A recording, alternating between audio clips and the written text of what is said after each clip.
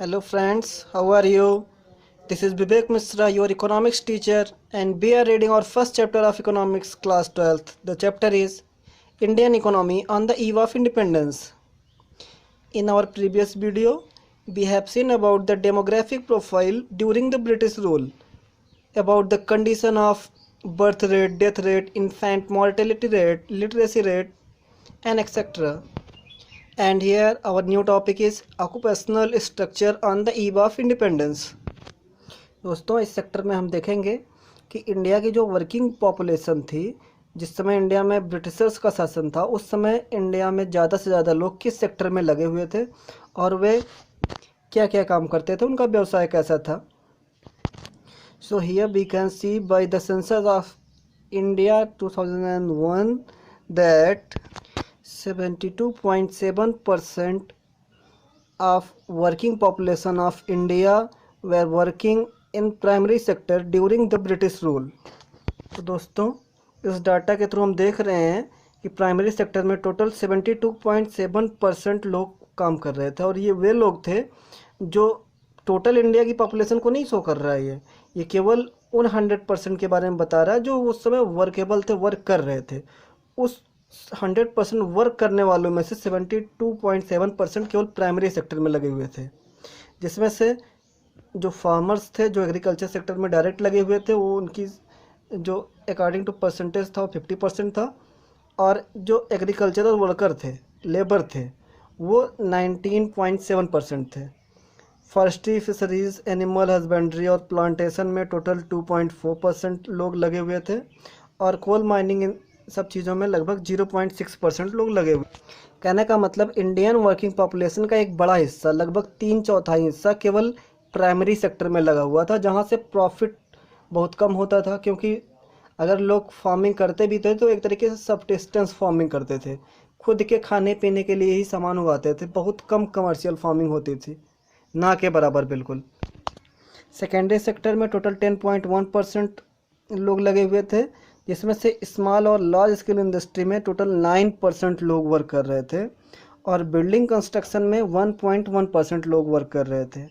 टर्सी sector में 17.2% लोग लगे हुए थे, जिसमें ट्रेड एंड कॉमर्स में 5.2% लोग थे, और ट्रांसपोर्ट, स्टोरेज एंड कम्युनिकेशन, इन सब चीज़ों में 1.4% लगे हुए लोग काम कर रहे थे. और अदर सर्विसेज जैसे कि हेल्थ केयर वगैरह में टोटल 10.6% लोग लगे हुए थे. तो यहाँ पे हम देख रहे हैं कि इंडियन पॉपुलेशन का एक बड़ा हिस्सा प्राइमरी सेक्टर में लगा हुआ था. कहने का मतलब लगभग यहाँ हम देख रहे हैं कि 17.7%, मतलब इंडियन वर्किंग पॉपुलेशन का टोटल 3/4 हिस्सा केवल एक प्राइमरी सेक्टर में लगा हुआ था. और एग्रीकल्चर में हम देख रहे हैं कि 50% लोग लगे हुए थे. और अगर इस समय के हिसाब से देखें तो अमेरिका और इंग्लैंड का केवल 2% हिस्सा एग्रीकल्चर सेक्टर में वर्क करता है, और जबकि जापान और जर्मनी में लगभग 12% जापान में, और जर्मनी में 4%. तो इन सब डेवलप्ड कंट्रीज़ में जो एग्रीकल्चर सेक्टर में लगे हुए लोग हैं उनकी संख्या कितनी कम है, लेकिन इंडिया में एग्रीकल्चर सेक्टर में जो लगे हुए लोग थे वो लगभग 72.7% लोग थे. तो यहाँ से हम देख रहे हैं कि एक बड़ा हिस्सा केवल खाने कमाने में लगा हुआ था. इनका सेकेंडरी सेक्टर और टर्शियरी सेक्टर काफ़ी ज़्यादा बिगड़ा हुआ था. सेकेंडरी सेक्टर में टोटल 10.1% लोग उस समय काम कर रहे थे, जो कि अगर आज के डाटा के हिसाब से देखें तो अमेरिका और इंग्लैंड, जापान, इन सब देशों में जो इंडस्ट्रियलिस्ट कंट्रीज़ हैं उनमें जैसे अमेरिका में 32% लोग इंडस्ट्रियल एरिया में लगे हुए हैं, इंग्लैंड में 42% लोग डिपेंडेंट हैं, और जापान में 39%. तो इस तरीके से हम कह सकते हैं कि उस समय सेकेंडरी और टर्शियरी सेक्टर में बहुत कम जनसंख्या इंडिया की वर्क कर रही थी. तो अगर इनको इंडियन इकोनॉमी को प्रॉफिट होता भी तो केवल एक सेक्टर से प्रॉफिट होता, मतलब जो ग्रोथ हो रही थी वो बिल्कुल अनबैलेंस थी. एक सेक्टर में ही ज़्यादा से ज़्यादा इन्वेस्टमेंट था, ज़्यादा से ज़्यादा लोग वर्क कर रहे थे, और उधर से ही जो प्रॉफिट हो रहा था. बाकी के 2 सेक्टर से बिल्कुल कम इन्वेस्टमेंट था, और प्रॉफिट भी बिल्कुल कम ही रहा है. अनबैलेंस ग्रोथ का मतलब क्या होता है? तो growth is said to be balanced. Balance growth क्या होती है कि when all sector of the economy are equally developed but in India secondary and tertiary sectors were in their infant stage of growth. कहने का मतलब balance growth क्या होती है कि जब सारे सेक्टर में लगभग बराबर लोग वर्क करें, बराबर इन्वेस्टमेंट हो और उतना ही प्रॉफिट हो। लेकिन इंडिया में हम देख रहे हैं कि प्राइमरी सेक्टर में टोटल वर्किंग पॉपुलेशन का 3/4 हिस्सा वर्क कर रहा है और इंडस्ट्रियल और टर्सरी सेक्टर में बहुत कम हिस्सा काम कर रहा है, जिससे कि इधर जो प्रॉफिट होना चाहिए वो प्रॉफिट हो नहीं पा रहा था।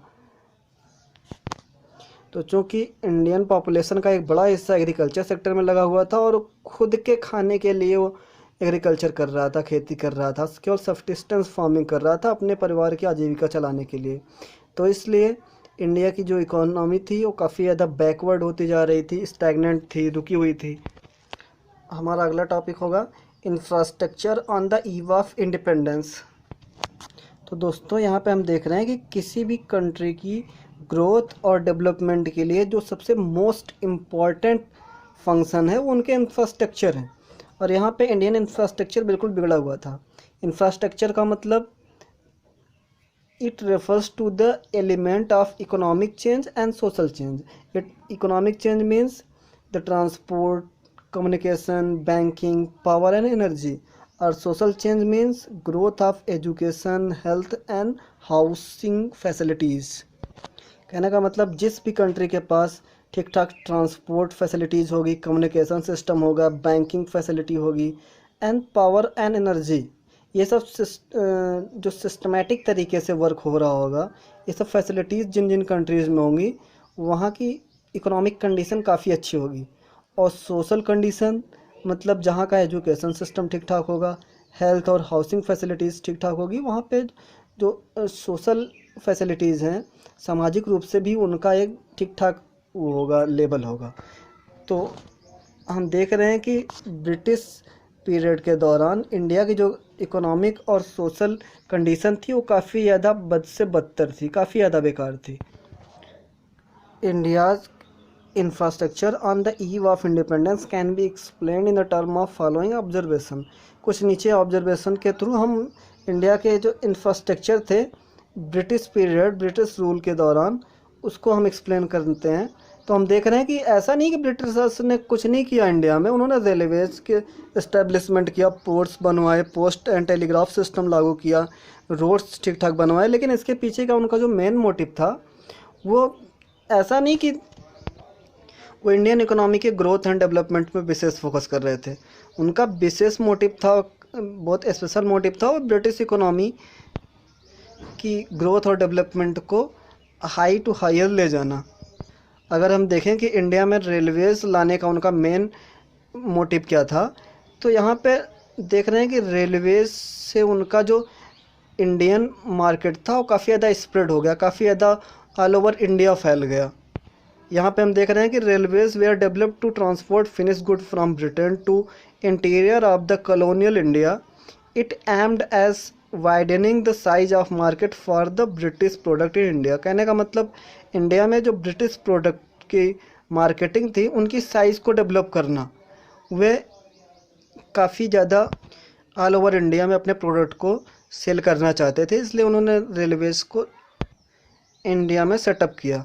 हमारा अगला ऑब्जर्वेशन है, उन्होंने नए नए पोर्ट सेटअप किए, जिसके पीछे का उनका मेन मोटिव था कि यहाँ से इंडिया से रॉ मटेरियल को ब्रिटिश या ब्रिटेन ले जाना और वहाँ से फिनिश गुड के रूप में तैयार करके फिर से यहाँ पे ले आना। तो यहाँ पे हम देख रहे हैं ports were developed to the handle export of the raw material to Britain and import of finish good from Britain. अगर उन्होंने पोस्ट और टेलीग्राफ की भी व्यवस्था की थी तो केवल सरकारी कामकाज के लिए, केवल एडमिनिस्ट्रेटिव एफिशिएंसी के लिए।